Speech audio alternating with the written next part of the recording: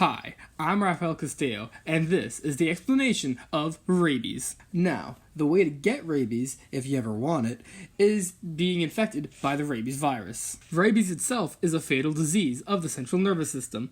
The virus is a bullet-shaped, enveloped, single-stranded negative sense RNA virus. So, how do we diagnose someone with rabies? Well, it relies on laboratory tests, with the direct fluorescent antibody test being the golden standard, which detects rabies virus antigens in brain tissue. Now, how is rabies transmitted? Well, it could be from a bite, scratch, or contact with mucous membranes like the eyes, nose, and mouth. But those are only the common modes of transmission. The rarer ones being organ transplants or simply through the air. Now, you might be terrified, thanks to all the news, that you might contract rabies yourself, but I tell you, fear not. According to the Texas State University, only around 1 to 3 people a year contract rabies. However, if you're an animal, you might have a lot more of a risk. This is due to the research showing that 40,000 animals in the wildlife are affected with rabies. Now, let's talk about the stages of rabies, starting with the incubation period. During this stage, which can last from a few days to a few years, is when the virus from the infected site goes to the brain. The scary part is, it has no symptoms. The prodromal stage is the second stage of rabies.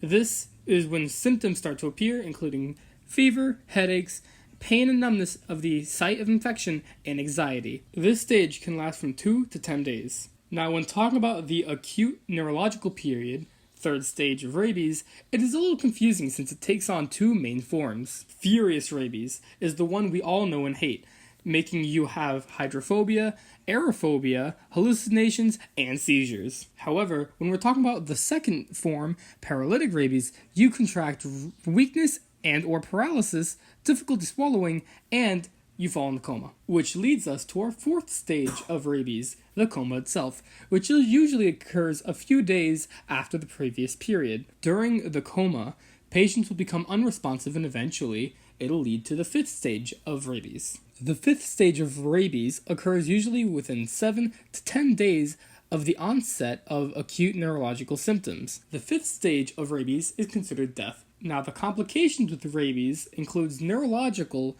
ones such as hydrophobia, aerophobia, seizures, hallucinations, delirium, confusion, and paralysis. However, these aren't the only complications, including respiratory complications, cardiovascular complications, and of course, the coma and death. The target audience for rabies, excluding the various amount of animals, are people ages 5 to 14. According to the World Health Organization. This has been my communicatable disease research project. I hope everyone else has a great time doing theirs.